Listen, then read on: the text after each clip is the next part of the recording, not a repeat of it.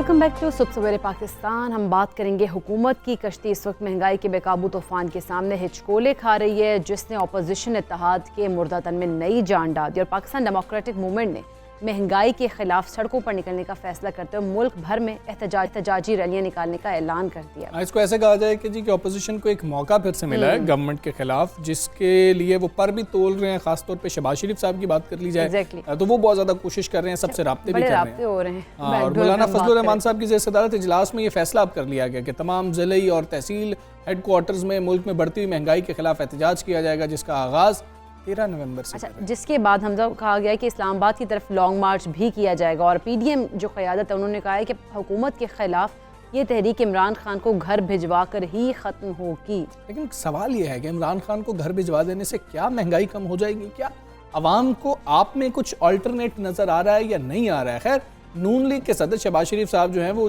कौमी रहनुमाओं से तो टेलीफोनिक राबते कर रहे हैं, पीपल्स पार्टी से भी उन्होंने रब्ता किया था। अब अमीर जमात इस्लामी सिराजुल हक साहब से और महमूद खान अचकज़ई साहब को भी फ़ोन करके मुल्क की मजमूई सूरत हाल पर उन्होंने तबादला ख्याल किया। उनको बताया कि महंगाई हो गई है, आप लोगों को पता नहीं चल रहा कि महंगाई इतनी ज़्यादा हो गई है, क्यों नहीं हम बाहर निकल रहे हैं? और अगर हम chairman peoples party Bilawal Bhutto Zardari की बात करें तो वो कह रहे हैं कि महंगाई से निजात के लिए इमरान खान से छुटकारा ज़रूरी है।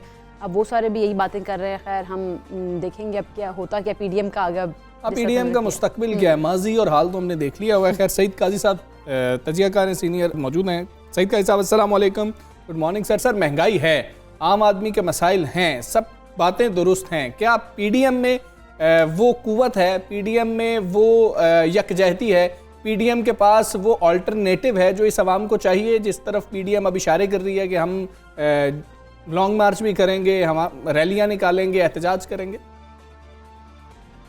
बिल्कुल महंगाई है, लेकिन आई डोंट थिंक कि पीडीएम या इवन जितनी मेन स्ट्रीम पार्टीज हैं इनके पास कोई अल्टरनेटिव है। ये बिल्कुल एक पॉइंट स्कोरिंग के लिए है, या जो पिछले दिनों में एक तस्वर बना था कि गवर्नमेंट एक पेज पे नहीं रही मुक्तदर इदारों के साथ, तो वहां से इनको तहरीक मिली है। महंगाई इनका कहाँ इशू है? महंगाई इनको क्या कहती है? जिस तबके से ये तल्लुक रखते हैं, इनके लिए तो 5,000 रुपए का लीटर पेट्रोल भी इनको तंग नहीं करता। तो इसलिए एक तो और दूसरी बात यह है कि सबसे बड़ी प्रॉब्लम यह है हमारी पॉलिटिकल एलीट की कि ये अपनी ताकत अपने अंदर से ड्रा नहीं करती, मैसेज से ड्रा नहीं करती, बाहर देखती है। स्टेक होल्डर्स हो गए, आलमी एस्टेब्लिशमेंट हो गई, पाकिस्तान की एस्टेब्लिशमेंट हो गई, इधर से इशारा मिला। इससे पहले मरियम साहिबा कह रही थी कि हम इनको टाइम देंगे, ये करें। अब एकदम से इन्हें लगा कि शायद ये जो अपॉइंटमेंट का इश्यू बना था, इस पे गवर्नमेंट और एस्टेब्लिशमेंट एक पेज पे नहीं रहे, तो ये बाहर आ गए हैं। और दूसरी बात ये भी मैं अर्ज कर दूं कि मूवमेंट की जरूरत है, दुनिया में बन रही है। IMF के खिलाफ 3 मुल्कों में लोग बिलबिला के घरों से निकल आए हैं, जिसमें सूडान शामिल है, लेबनान शामिल है, एक्वाडोर शामिल है, और लोग भी और मुल्क भी आएंगे। मगर यहाँ जो लोग बाहर नहीं निकल रहे वो इसलिए कि उन्हें एतबार नहीं है कि ये लोग हमारे मसाइल के लिए बाहर आ रहे हैं, या ये अगर आके इमरान खान को रिप्लेस करते हैं तो महंगाई खत्म करेंगे। ये तो खुद महंगाई की पैदावार है, ज़राए पैदावार पे काबिज है। नहीं, सर कैसे आपको लग रहा है कि वाकई पीडीएम हो या अपोजिशन की कोई भी जमात हो जो पीडीएम में नहीं भी है, वो वाकई ये चाहते हैं कि इमरान खान को घर भेज दिया जाए, या सिर्फ प्रेशर रखना चाह रहे हैं और अपने अगले इंतखाबात की तैयारी कर रहे हैं?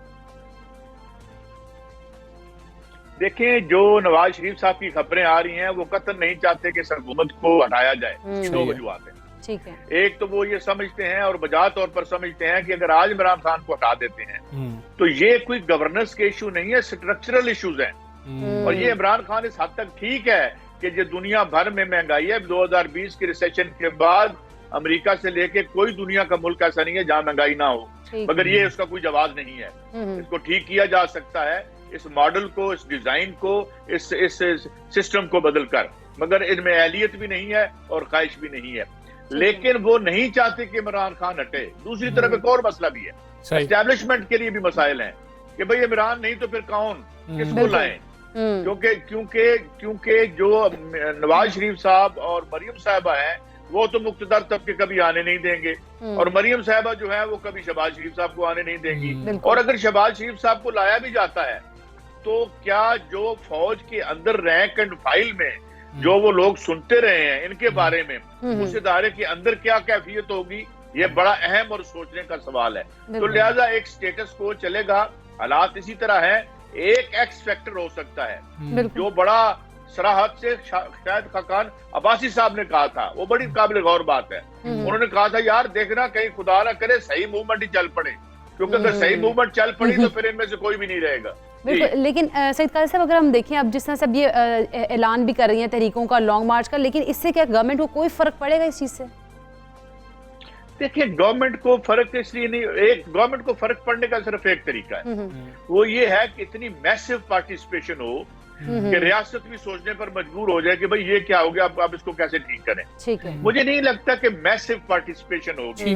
हाँ, गाड़ियों की वजह से कोई ट्रैफिक रुकेगी, कुछ शोर होगा, और ज्यादातर तहरीक टीवी स्क्रीनों पर चलेगी, जमीन पर नहीं चलेगी। ठीक है सईद काजी साहब, लेकिन अगर हम देखते हैं कि चलें रोड ब्लॉक हो जाते हैं, कोई अगर मगर की बात है, अभी जब तहरीक शुरू होगी तो उस वक्त देखेंगे लॉन्ग मार्च हो जाता है, कोई धरना भी अगर हम 4-5 दिन का करने को मतलब ये राजी हो जाती हैं पार्टीज के, अच्छा हम लोगों को ले जाएंगे वहां पर, तो क्या इस हुकूमत की सियासी बसीरत को देखा जाए, मामलात को जिस तरह से हल कर रही है, कोई अपने लिए तो प्रॉब्लम क्रिएट नहीं कर बैठेगी हुकूमत?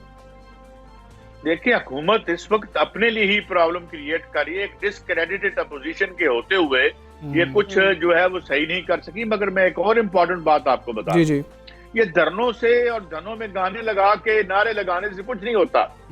तब्दीली कैसे आती है, जिस तरह आप सूडान में देख रहे हैं कि वहां की ट्रेड यूनियंस ने रियासत का पहिया जाम कर दिया है।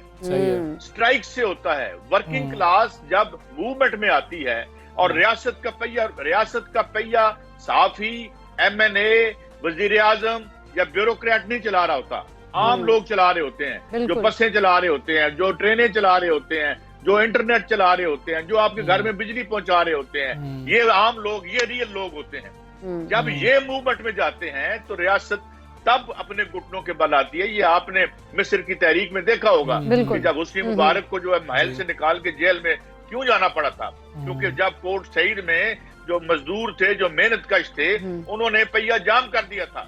तो बाकी जाके गाने शाने लगाए, ये तराने जो बनाए हुए हैं तो सुनते रहे, नाचते गाते रहे, किसी डी चौक पे, किसी बी चौक पे, किसी ए चौक पे। It hardly makes. अच्छा सईद काजी साहब, आपको लग रहा है कि अवाम भी बाहर निकल सकते हैं महंगाई की वजह से, जिस तरह से अब ताजिर भी परेशान है?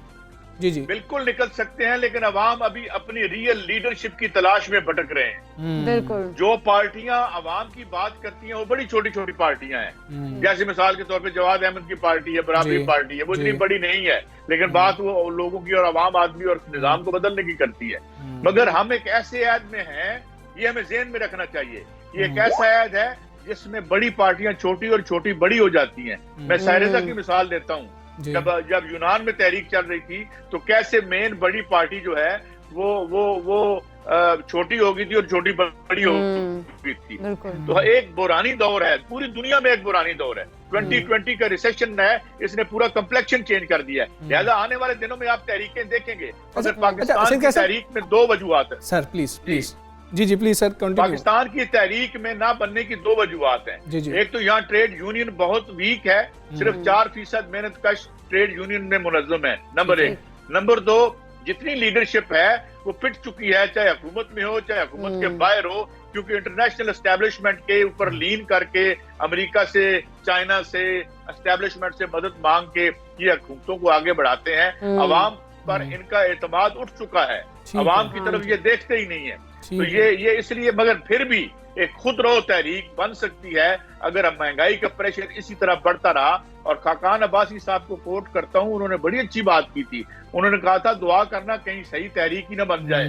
तो और फिर अगर सही तहरीक बन गई तो फिर इनमें से कोई भी यहाँ नहीं रहेगा जहाँ बैठे हुए। सही तहरीक जो कि सियासी तहरीक नहीं होगी, जो अवामी तहरीक होगी वाकई तौर पे। बहुत शुक्रिया सईद काजी साहब, सुल्तान से आवाज कर रहे थे। और बाकी अल्टरनेट आपके पास क्या है? नजर नहीं आ रहा ना फिलहाल तो अवाम को, होता है ना कि कोई नजर आ रहा हो, जिस तरह से इमरान खान साहब नजर आए थे अवाम को तो उन्होंने उनकी तरफ किया, लेकिन अब अवाम को कुछ अल्टरनेट नजर ही नहीं आ रहा। लेकिन अवाम बहुत ज़्यादा परेशान भी हैं कि जो महंगाई बढ़ती चली जा रही है उसकी वजह से, और नाराज़ हैं गवर्नमेंट से, ये बात भी दुरुस्त है। हम उम्मीद यही करेंगे जिस तरह से वज़ीर आज़म साहब कह रहे हैं 5 साल बाद देखिएगा कि असल में हालात क्या हैं।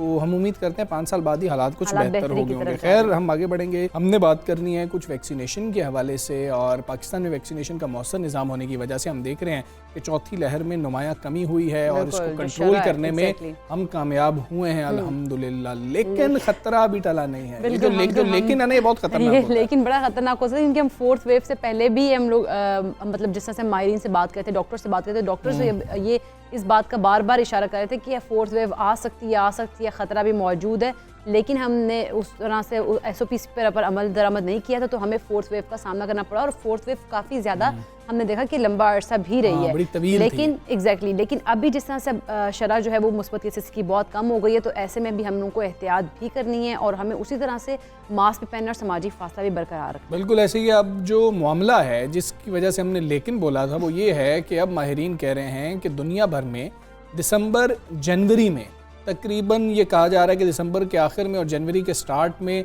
मुख्तलिफ ममालिक में मुख्तलिफ औकात हो सकते हैं, वक्त हो सकता है, लेकिन कोरोना वायरस की 5वीं लहर मुतवक्की है। बिल्कुल, माहिरीन सेहत का कहना है कि सर्द मौसम में ये वायरस जो वो तेज़ी से नशोनुमा करता है। बरतानिया की बात कर लें, रूस की बात कर लें, जॉर्जिया की बात करें, तो वहाँ पर 5th वेव ने ज़ोर पकड़ना शुरू कर दिया और वायरस की जो 5वीं वेव है, जिसको कहा जा रहा है कि डेल्टा वेरिएंट की उसमें ज़ेली इकसाम जो है वो सामने आई हैं, वो बहुत ख़तरनाक साबित हो रही है। हाँ जी, ऐसे ही। और WHO ने तो खबरदार किया है कि यूरोप एक मरतबा फिर कोरोना वायरस की वबा का मरकज़ बन रहा है। खैर, दूसरी जानिब अगर हम देखें बूस्टर डोज और mix and match booster shot के बारे में आवाम की कन्फ्यूजन ख़त्म नहीं हो रही है। अमेरिका में भी अब FDA ने 3 वैक्सीन्स को बतौर बूस्टर डोज या शॉट लगवाने की इजाज़त भी दे दी है। बिल्कुल, जिसमें अगर हम बात कर लें फाइजर है, मॉडर्ना है, जॉनसन एंड जॉनसन है, इसमें उनका कि किसी भी जो बूस्टर डोज है वो लगवाई जा सकती है किसी की भी, और चाहे आपने पहले कोई भी वैक्सीन लगवाई हो, ये इनमें से कोई भी लगाई जा सकती है। कोई भी लगवाई जा तीनों में से आप कुछ भी लगा सकते हैं। यानी कि ये सवाल हो रहा था कि जी कि क्या बूस्टर डोज जो है वही लगेगी कि जो आपने अगर फाइजर की दोनों डोजेस पहले लगवाई हैं, तो बूस्टर डोज भी क्या फाइजर की होगी? तो कहा जा रहा नहीं, या मॉडर्ना भी लगवा सकते हैं और जॉनसन एंड जॉनसन भी लगवा सकते हैं। लेकिन लोग अभी परेशान हैं कि क्या ये बात दुरुस्त है भी कि नहीं, हमें ऐसा करना भी चाहिए या नहीं करना चाहिए। और बूस्टर डोज अमेरिका में फैसला क्या किया गया है कि लगाई किन लोगों को जाएगी। और जब दूसरे ममालिक के अंदर देखें, बड़ी तादाद में ममालिक ऐसे हैं अभी तक उनके अवाम को पहली डोज ही नहीं लग सकी है। पहले के बाद दूसरी भी वो बहुत मुश्किल हो रहा है कि वो नहीं लगी। हम इसी सारी सूरत पे बात भी करेंगे। हमारे साथ मौजूद है मेडिकल अमेरिका से डॉक्टर महविश मार्टिन।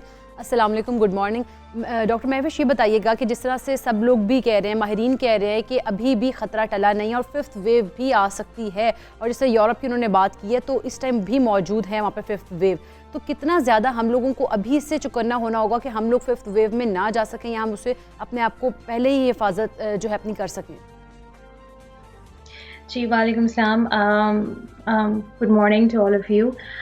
बेसिकली देखें, अगर 5th वेव की आप बात कर रहे हैं तो I am in America right now, और अमेरिका की बात करूँगी कि हम यहाँ पे वेव्स के अकॉर्डिंगली नहीं चल रहे।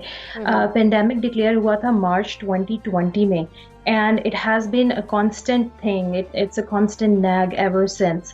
तो हम waves की बात US में नहीं कर रहे, हम US में बात ये कर रहे हैं कि पेंडेमिक स्टार्ट हुआ था मार्च 2020 से और अभी तक चल रहा है, और हम अभी तक जो है वो प्रिकॉशंस ले रहे हैं और मेजर्स ले रहे हैं to end this pandemic in a certain way, or at least to protect ourselves। So basically अभी जो है वो पेंडेमिक की हम यहाँ पे वेव्स की बात नहीं कर रहे। और जहाँ तक मैं आप लोगों की बात सुन रही थी कि आप लोग बात कर रहे हैं कि बूस्टर शॉट्स की, तो डेफिनेटली बूस्टर शॉट जो है वो आ गया है, और बूस्टर अभी सिर्फ फाइजर का ही आया है जो कि अप्रूव हुआ है। और चूंकि अभी कोई और बूस्टर नहीं आया, मॉडर्ना का बूस्टर नहीं आया, जॉनसन एंड जॉनसन का बूस्टर नहीं आया, तो हमारे पास सिर्फ एक ही बूस्टर है जो कि फाइजर का है। और यूएस में चूंकि यही 3 वैक्सीन्स लगी हैं, तो बहुत से लोग जो हैं वो ऑलरेडी जिन्होंने पहले 2 डोज मॉडर्ना के लगवाए थे, वो फाइजर का बूस्टर डोज जो है वो लगवा चुके हैं। और मैं पर्सनली इंशाल्लाह जो है नेक्स्ट वीक में जो है वो 3rd डोज जो है वो इसका लगवाऊंगी। बिल्कुल ठीक है। डॉक्टर महविश, हमें ये बताइए कि ये फैसला कैसे अमेरिका में किया जा रहा है कि किन लोगों को बूस्टर शॉट की ज़रूरत है, किन लोगों को नहीं है, या सबको लगवाना पड़ेगा? देखें, इसमें जो बूस्टर शॉट है जो कि 3rd शॉट है, वो आपके सबसे पहले तो फ्रंट लाइनर्स को लगेगा, ठीक है, जिसमें आपके डॉक्टर्स आ रहे हैं, जिसमें आपकी नर्सेज आ रही हैं, जिसमें आपका मेडिकल स्टाफ है, पैरामेडिक्स, जितना भी हॉस्पिटल का अमला है, they come across a lot of infections and diseases in the first place, so they are getting that. Then उसमें आ रहे हैं 65 एंड अबव, ठीक है, उन वो लोग आ रहे हैं जिनको कोमॉर्बिडिटीज हैं, जिनको अंडरलाइंग हेल्थ कंडीशंस हैं, जिस तरह से लेट्स से हाइपरटेंशन हो गई, डायबिटीज़ हो गया, कैंसर के पेशेंट्स हैं, HIV है, जिनको ब्रीदिंग प्रॉब्लम्स हैं, जिस तरह एज़मा है, COPD है, स्मोकर्स हैं। तो ये वो लोग हैं जो कि ओबेसिटी है, तो इन लोगों को जो है वो ये उस लिस्ट में आ रहे हैं। और the best thing is that if you are confused, because every case is individual, every person's history is different, हर बंदे की जो है मेडिकल कंडीशन जो आपके डॉक्टर को बेहतर पता है कि you qualify for the third dose or not। ठीक है। अच्छा डॉक्टर साहब ये भी बता दीजिएगा कि बहुत सारे लोगों को ये भी है कि जिन लोगों ने फाइजर लगवाई है, क्या वो भी बूस्टर डोज लगवा सकते हैं, इधर वो 65 से अबव ही हों? Absolutely, absolutely. If you are qualifying and you're falling in that age group, if you're a frontliner, if you're 65 and above, if you are immunocompromised, then you must go for a booster shot. Absolutely, आप third shot लगवाएं। And Pfizer का ही sense आपके पास है ही, Pfizer का इस time America में तो हम Pfizer ही लगवाएंगे। ठीक है डॉक्टर माविश, ये भी बताइए बच्चों के हवाले से अमेरिका के अंदर किस उम्र तक के बच्चों को वैक्सीनेट किया जा रहा है, यानी कि वैक्सीन लगाई जा रही है? क्योंकि पाकिस्तान के अंदर हम ये देख रहे हैं हेजिटेशन बहुत ज़्यादा है। पेरेंट्स जो हैं, क्योंकि यहाँ पर पेरेंट्स की मर्ज़ी है कि वो बच्चों को लगवाएं या ना लगवाएं वैक्सीन, तो यहाँ पर वो हेजिटेट कर रहे हैं। मुख्तलिफ रीजंस हैं, कॉन्स्पिरेसीज़ हैं, फिर वो ये कह रहे हैं कि पता नहीं हमारे बच्चों के लिए सेफ़ है या नहीं। अमेरिका में क्या फ़ैसला और कौन सी वैक्सीन बच्चों को लगाई जा रही है? देखिए, अभी एक ही बच्चों के लिए भी फाइजर ही जो है वो CDC ने अलाउ की है। तो फाइजर पीडियाट्रिक कोविड-19 वैक्सीन का जो डोज है वो बच्चों को लगेगा 5 to 11। तो ये जो है एज ग्रुप CDC ने इसे अप्रूव किया है, इनको ग्रीन लाइट मिली है कि ये लोग करें, और डेफिनेटली बच्चों के लिए भी लगवानी चाहिए। बच्चों में एक बात सुनने में ये आ रही थी और कि they have less chances of getting affected, but less chances does not mean zero. So that means there are chances, and honestly अगर मेरे फैमिली के बच्चे हैं, I will put them first in line कि they should go and get vaccinated, because at the end of the day we do not want them to be sick। ठीक है। अच्छा doctor साहब ये भी बता दीजिएगा कि जिस तरह से हम लोग बात करते हैं कि यहाँ पर पेरेंट्स में वैक्सीन से रिलेटेड हेजिटेंसी मौजूद है, अमेरिका में क्या सूरत है कि वहाँ पर लोग जो हैं वो अब फ्रीली लगवा रहे हैं या फिर वहाँ पर भी हेजिटेंसी मौजूद है?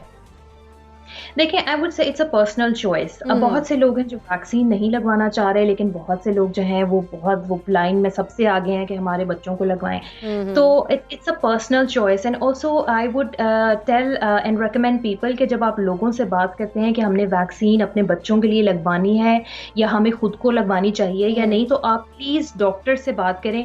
आप नॉन मेडिकल लोगों से बात करते हैं, आप उन लोगों से बात करते हैं जिनको इसके बारे में कोई पता ही नहीं है, कोई आइडिया नहीं है वैक्सीन क्या है या कोविड-19 का वायरस क्या है। तो always make sure what is your source of information.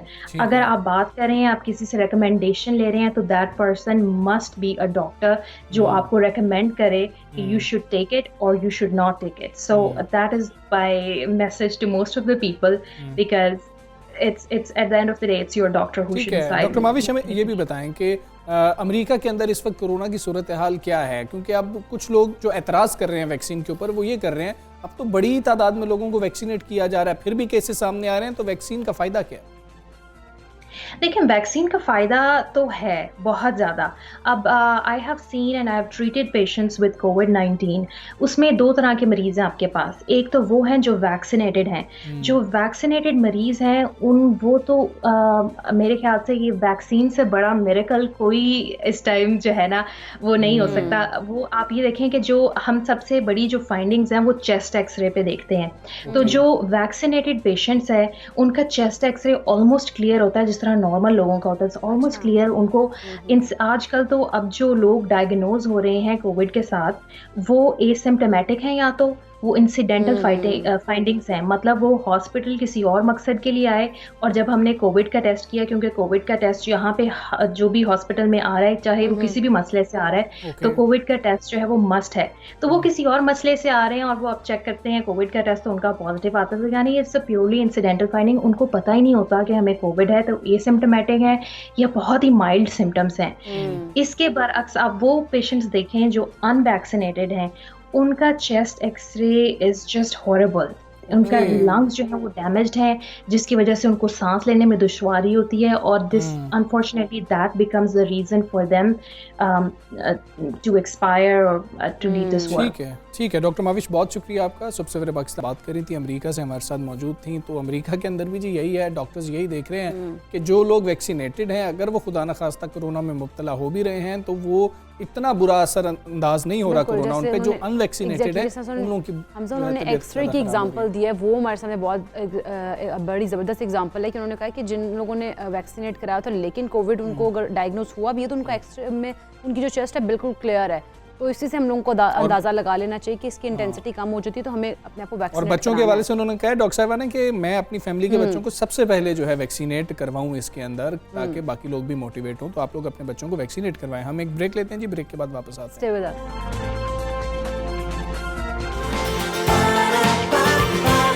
सुबह सवेरे पाकिस्तान।